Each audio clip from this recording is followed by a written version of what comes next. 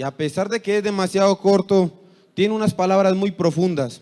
Y dice, y conoceréis la verdad, y la verdad os hará libre. La palabra verdad tiene un significado muy bonito, y es que viene del latín, que significa veritas o veritatis. La palabra verdad es la correspondencia entre lo que pensamos o sabemos con realidad, y asimismo se refiere a la existencia real y efectiva de algo o de alguien que no puede ser refutado. Quiere decir que cuando nosotros hablamos o nos referimos con la palabra verdad, nos da a entender que no se puede reprochar lo que se está diciendo porque ya la persona lo creyó o ya la persona sabe que es así. Y en la actualidad, y esto es algo muy bonito, que dice que la religión siempre ha sido una parte importante de la humanidad. La ciencia dice que la religión es un sistema de creencias que le dan sentido a todo lo que nos rodea en esta vida y por ende quiere decir que le da un sentido a la existencia de la humanidad. También le da un sentido a los fenómenos naturales.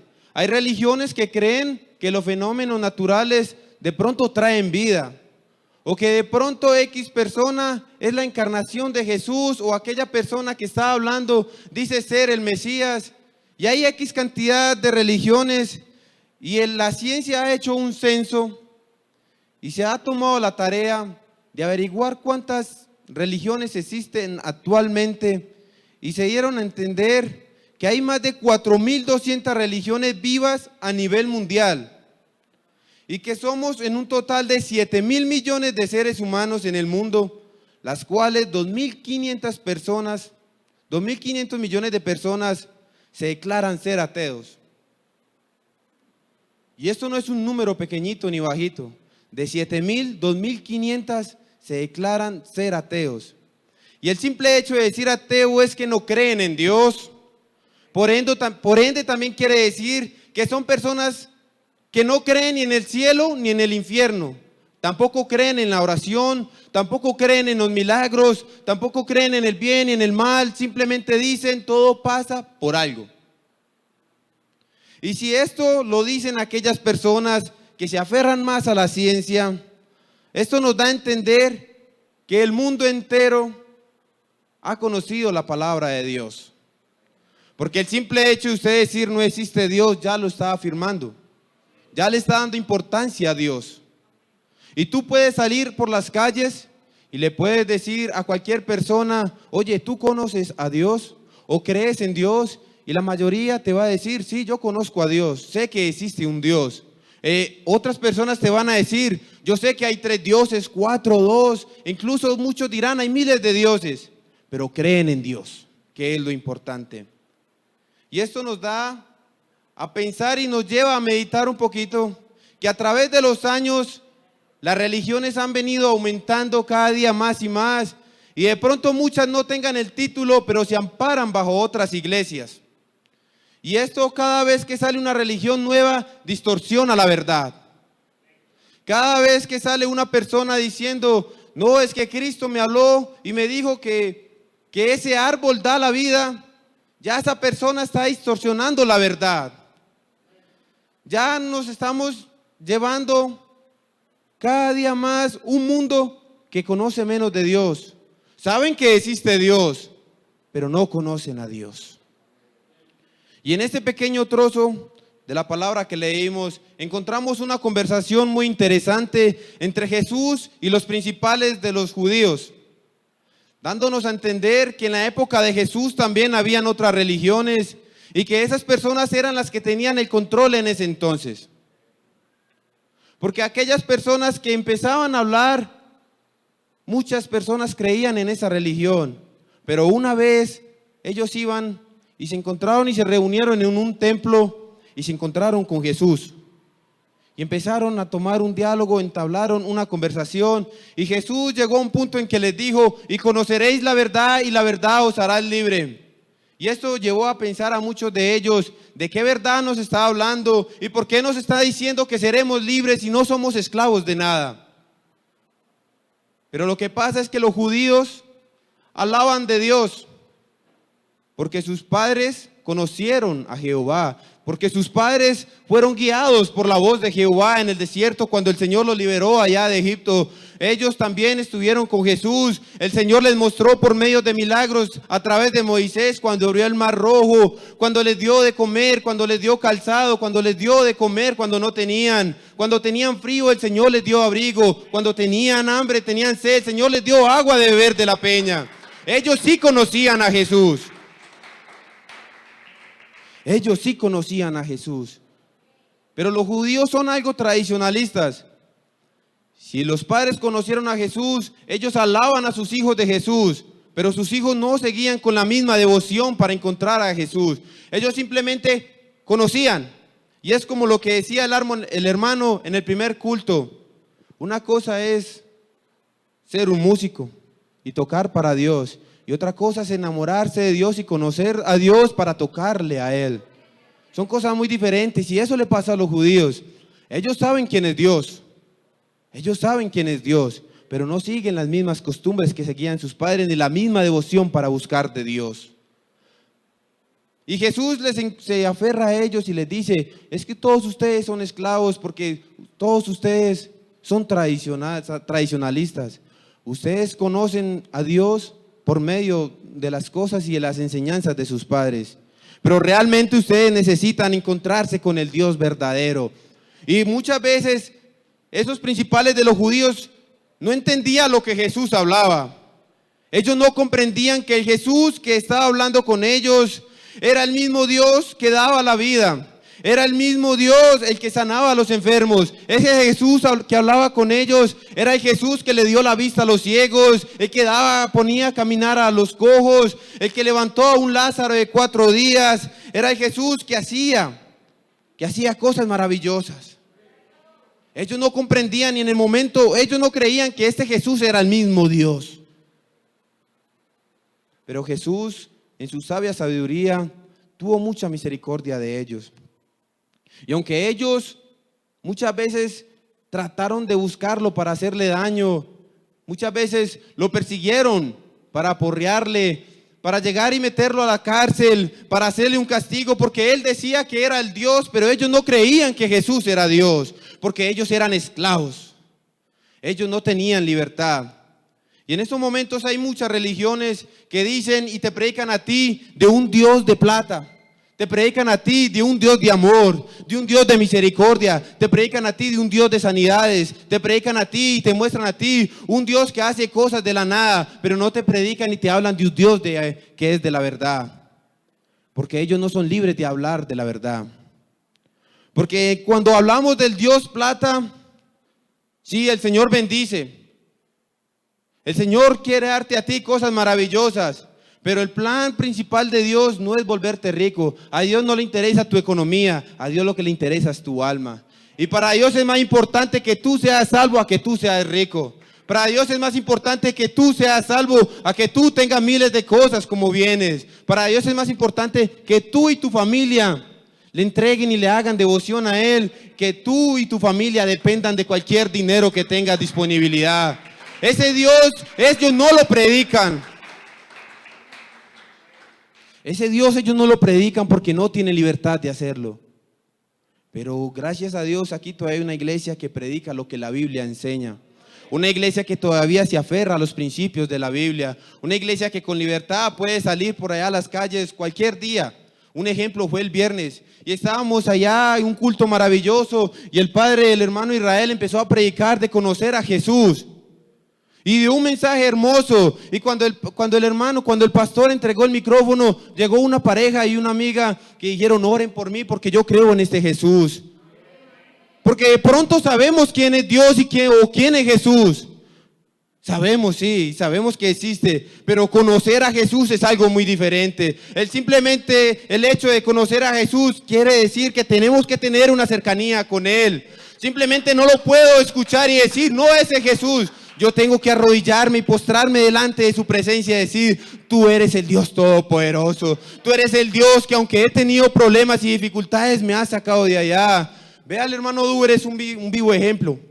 Él tuvo un accidente y tuvo problemas y dificultades. Y por ahí escuché que los médicos decían, él de pronto no camina o de pronto no va a quedar normal. Pero él tuvo una fe y él conocía a Jesús. Y él que decía, yo creo que mi Redentor vive. Yo sé que mi Jesús está conmigo. Aunque Él me ha prosperado, Él no me va a dejar en esta adversidad. Y me alegra y todos los días, cada vez que lo veo, le doy gracias a Dios. Porque Él me ha comentado su historia y Él ha tenido cosas difíciles, pero hasta aquí el Señor lo ha sustentado. De pronto no económicamente, de pronto no físicamente, o de pronto no anímicamente el Señor lo ha prosperado, pero le ha reforzado esa fe en Dios. Y esto es algo que Él no deja porque Él sabe que ese Jesús que reprochó a aquellos médicos que le dijeron que no podía volver a caminar o moverse, aquí es un vivo ejemplo y lo estamos viendo cantar y vemos cómo Él predica y vemos cómo Él va y entrega los tratados a los amigos y dice a los amigos, Jesús te ama y te quiere salvar. Y en estos momentos a ti te digo también, Cristo te ama y te quiere salvar. Muchas veces nosotros decimos ser libres porque no tenemos cadenas, hermano Israel. Y podemos caminar normal por las calles. Y podemos ir y podemos comprar y podemos hacer una cantidad de cosas. Pero cuando llegamos a nuestro hogar, vemos que somos esclavos. Muchas personas son esclavos de la tecnología. ¿Cuántas personas no pueden vivir sin el celular, sin estar en el internet o en el computador? ¿Cuántas personas son esclavas del trabajo? Que no pueden decir, no, es que no tuve tiempo porque tuve que laborar. ¿Cuántas personas son esclavas del alcohol, de las drogas? ¿Cuántas personas que son esclavas de pronto de la música, de las mujeres, de los hombres? Hay personas que son esclavas del dinero y eso no los deja avanzar porque ha venido y se ha levantado una generación que es más dependiente de lo que tiene al alcance de lo que puede hacer el Señor. Se ha levantado una generación que sí conoce o que sí sabe quién es Dios, pero no se acerca ni se atreve a buscar a Dios. Pero usted, querido amigo que está aquí, lo felicito. Lo felicito porque el simple hecho de usted estar aquí sentado es porque el Señor tiene un propósito con usted. En estos momentos tú podías estar en tu casa acostado viendo televisión o de pronto compartiendo con los amigos. Pero el Señor te trajo aquí es por algo, para que tú conozcas la verdad. El Señor te tiene a ti, te tiene hoy vivo porque Él quiere que tú te acerques a Él. No permitas que las personas que están allá afuera y que aparentemente viven bueno, no creas que son libres. Porque ellos de pronto tienen un carro o tienen una casa muy bonita, pero las deudas que tienen no los dejan avanzar. O de pronto ellos dicen, es que yo no voy a la iglesia porque tengo una enfermedad muy grande. Y no creen de pronto en este Jesús o en este Dios que levantó un muerto de 4 días, que limpió un llagoso, un leproso, que un ciego que no podía hacer nada, el Señor de un momento le dio la vista. De una persona que dependía de los amigos para que lo llevaran a un estanque, para que cuando el ángel tocara el agua, él podía ser libre. Esas personas eran dependientes de algo. Pero por ahí una vez un Jesús se encontró en medio de ellos y le dijo, ¿tú qué quieres? Y ellos decían, no, yo quiero tener la vista. Y el Señor es tan bueno que le da la vista. Por ahí hubo una mujer que estuvo 12 años dependiendo de lo que los doctores pudieran hacer. Y gastó todo lo que tenía. Todo lo entregó a los médicos. Y los médicos nunca pudieron hacer nada. Pero ella simplemente conoció al Jesús. Ella conoció al Dios Todopoderoso. Y con simplemente tocarle manto fue sana porque ella conoció la verdad. Ella sabía que ese Jesús que iba pasando por su ciudad, Él podía hacer cosas grandes en ella. ¿Cuántas veces vemos también en la palabra del Señor un carcelero que tuvo 2 presos, a 2 personas que eran hijos de Dios y predicaban el evangelio de Dios? No eran religiosos cualquiera, eran personas que seguían a Jehová. Y ellos una vez estaban en la cárcel y lastimosamente y para mala suerte aquel carcelero se durmió. Y cuando se despertó encontró toda la cárcel en ruinas. Y lo primero que él pensó es decir, oh Señor, ¿qué he hecho o qué me puedes ayudar? Lo primero que él hizo fue que desenvainó su espada y se iba a suicidar. Pero esos dos hombres le dijeron, no te hagas daño, nosotros todos estamos aquí. Y él le dijo, ¿qué debo hacer para ser salvo? Y él dijo, cree en el Señor y serás salvo. Simplemente cree en Él, como les dijo, Él es la verdad, Él es la única solución para ustedes. Él a ti nunca te va a dejar solo. Y aunque aquí hay muchas personas y hay varios amigos, ¿cuántas veces han tenido problemas tan grandes que ustedes dicen, ¿cómo salgo de aquí? Pero cuando escuchan la palabra del Señor les llega un refrigerio, les llega un aliento, porque aquel que es la verdad les empieza a revelar su nombre de a poquiticos. Pero de pronto somos más dependientes. Sí, el Señor me salvó y me sacó del problema, pero yo necesito en estos momentos volver a mi vida antigua. Y eso es lo que no quiere el Señor. ¿Tú quieres conocer al Señor? Ábrele tu corazón hoy. ¿Tú quieres conocer al Señor? Acércate a Él hoy, porque hoy es el día de salvación. Él es la verdad y Él vino hoy aquí para que tú seas llegando a Él. Él no quiere que tú te pierdas. Él no quiere que tú estés otro día más por ahí en el mundo divagando, sin nada que hacer, sin rumbo. Él quiere que tú seas salvo. Y esta palabra que nosotros predicamos no la inventamos. Esta palabra que nosotros aquí hablamos no es algo que nosotros simplemente se nos ocurrió y lo anotamos en un cuaderno como un bosquejo. No, es algo que está plasmado en la palabra del Señor y es lo que Él quiere decir. Porque yo tengo un bosquejo, pero el Señor sí quiere decirte a ti que te quiere salvar del problema que tú tengas. Si te quiere quitar aquellas cosas para darte otras mejores, acéptalo hoy, porque el Señor es el único que hace esas cosas. Muchos humanos han intentado sanar a otras y no han podido. Pero realmente cuando empiezan a llegar a los pies del Señor, Él hace obras grandes y maravillosas. Si usted, querido amigo, cree que estos que estamos aquí sentados venimos simplemente por lujo, créame que no. Hoy nosotros cantamos y vemos hermanos que empiezan a saltar, otros empiezan a llorar, otros empiezan a gritar, otros empiezan a reír, otros empiezan a mover, a danzar, pero porque son libres, porque ya conocieron la verdad. A ellos no les da pena de decir que Cristo los salvó, que Cristo los alejó del mundo del pecado, que Cristo les rompió las cadenas. A nosotros no nos da pena decir eso.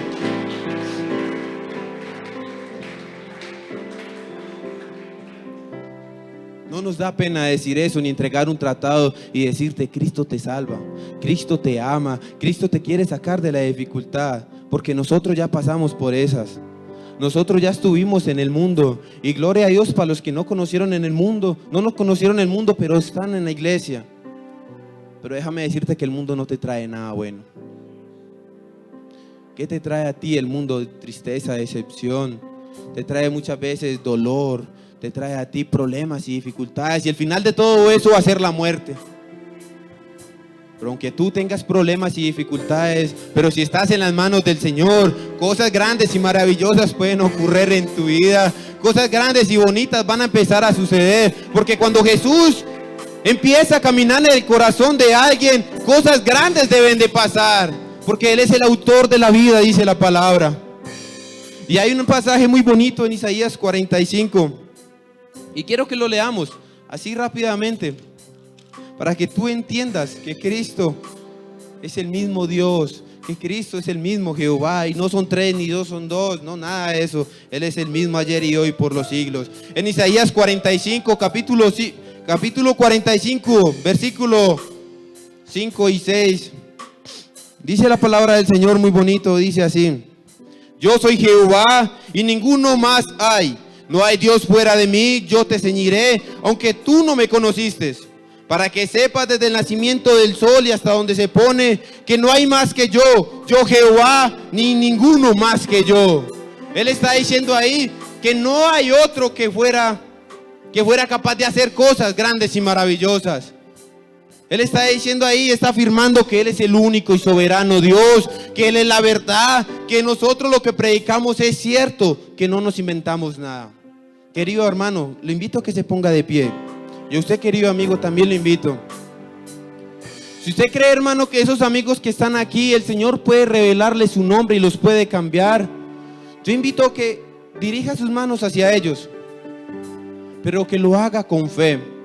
Así como usted algún día, tú y yo estuvimos en esa misma posición, y vean el momento en el que estamos, ellos también pueden llegar a los pies de Cristo. Extienda sus manos sobre ellos y empiece a orarle al Señor y dile: Señor, revélale tu verdad. Tú eres el Dios Todopoderoso y eres el único que hace cosas grandes y maravillosas en la vida. Eres el experto en hacer de la nada cosas grandes y fuertes. Eres el experto en multiplicar en cero.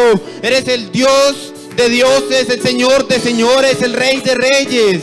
Eres aquel que nunca ha perdido ni una batalla. Y también eres el único que puede cambiar los corazones de piedra y dar un corazón de carne. Un corazón que pueda sentir tu presencia. En estos momentos coloco la vida de estos amigos que están aquí y tú empiezas a hacer una obra en ellos. No sé cuándo vaya a dar el fruto, pero tú eres el autor, tú eres el único incomparable. Tú eres aquel que hace cosas buenas. Tú eres el único que trae felicidad y trae motivos de alegría a nuestra vida. Te alabamos y te glorificamos, mi Rey. Y en tu nombre, Padre Celestial, revélales tu palabra.